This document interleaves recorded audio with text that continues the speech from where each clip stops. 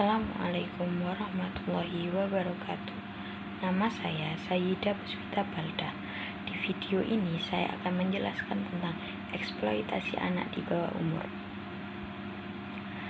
Seperti halnya banyak kota besar yang ada di dunia, banyak sekali menyimpan sisi gelap serta problematika yang terkadang tidak terekspos di ruang publik. Karena dikhawatirkan akan menyebabkan nama baik kota tersebut menjadi hancur.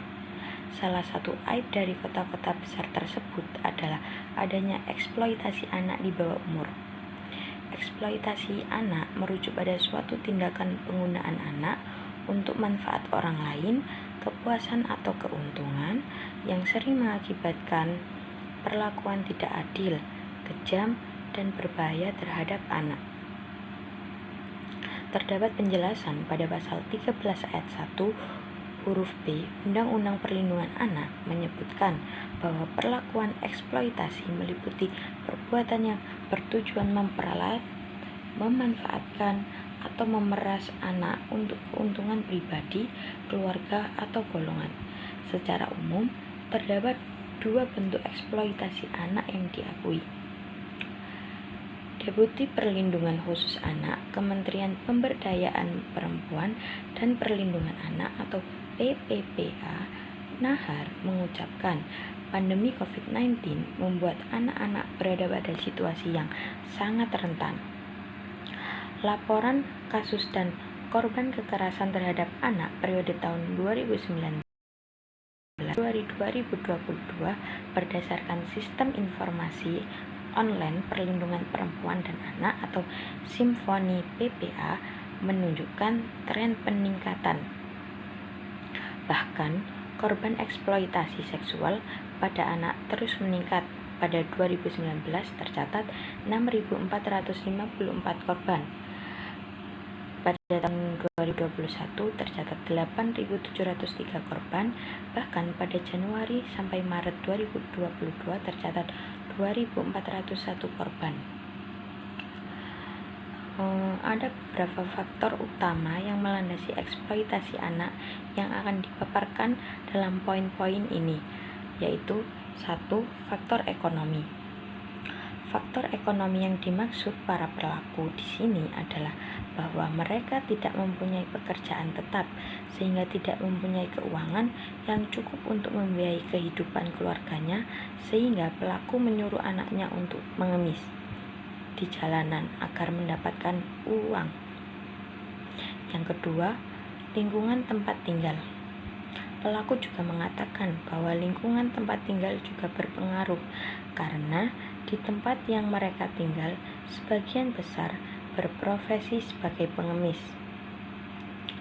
3. Rendahnya pemahaman tentang hukum. Pada dasarnya, para pelaku sesuai dengan keterangan yang diberikan tidak mengetahui akan ancaman hukuman yang diberikan apabila mempekerjakan anak di bawah umur.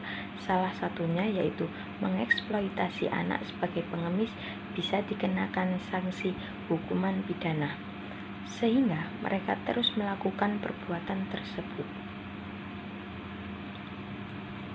Nah, di samping itu, tentunya akan terjadi dampak yang merugikan, terutama bagi sang anak, yaitu 1. Anak kehilangan haknya untuk belajar. Sebagian besar anak jalanan adalah anak-anak yang putus sekolah dan bahkan tidak pernah merasakan bangku pendidikan. 2. Perilaku anak banyak yang menyimpang. Hidup di jalanan bukanlah hal mudah, terlebih bagi anak di bawah umur. Mereka harus berjuang, mencari uang, dan besar kemungkinan terpengaruh hal-hal buruk, seperti merokok di usia anak-anak, berbahasa kasar, dan terkadang bertengkar dengan anak-anak lainnya. Dan selanjutnya adalah anak kekurangan kasih sayang. Poin ini juga merupakan faktor penyebab eksploitasi anak. Mereka dipaksa bekerja dan lebih banyak menghabiskan waktunya di jalanan, mencari uang daripada merasakan kasih sayang dari orang tuanya. Lalu, hubungan antara eksploitasi anak dengan Pancasila adalah Pancasila mengandung prinsip-prinsip yang seharusnya melindungi anak-anak dari eksploitasi. Prinsip-prinsip seperti kesejahteraan sosial, keadilan, perlindungan hak asasi manusia, termasuk hak anak merupakan bagian integral dari Pancasila. Namun, dalam praktik ini terkadang masih ada ketidaksesuaian antara prinsip-prinsip Pancasila dan situasi nyata terkait eksploitasi anak di Indonesia. Oleh karena itu, penting bagi pemerintah dan masyarakat untuk bekerja sama dalam menerapkan nilai-nilai Pancasila untuk mewujudkan perlindungan anak yang lebih efektif dan mengatasi masalah eksploitasi anak.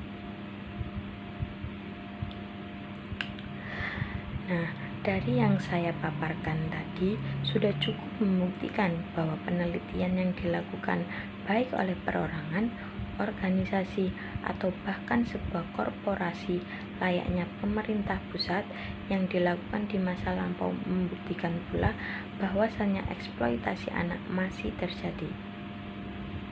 Lalu, untuk pemetaan masalah yang terjadi memiliki pola yang mirip antara satu dengan lainnya. Di antaranya adalah adanya faktor kesenjangan ekonomi yang harus memaksa anak-anak untuk bekerja dan meninggalkan masa kecilnya agar dapat memenuhi kebutuhan ekonomi, dan hal tersebut juga diperparah dengan adanya lingkungan yang mendukung adanya eksploitasi anak.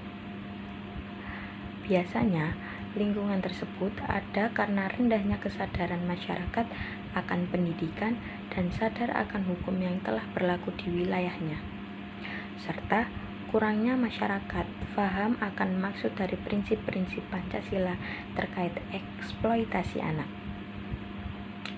Setelah kita ketahui tentang hal-hal tentang eksploitasi anak, maka di sini kita akan mencoba memberikan solusi dari sudut pandang IAT, di mana Al-Quran dan hadis sebagai landasan umat Islam dan solusi bagi berbagai macam permasalahan di dunia ini, sebagaimana yang telah tergambar dalam beberapa ayat Al-Quran dan hadis mengenai hak-hak anak, dan yang salah satunya adalah hak mendapatkan perlindungan yang terdapat dalam Quran surat At-Tahrim ayat 6 yang berbunyi, Allah Subhanahu wa Ta'ala berfirman, Ya ayyuhalladzina amanu qu anfusakum wa ahlikum naran wa quduhan nasu wal hijarah tu 'alaiha malaikatu ghiladun syidadun la ya'sunallaha ma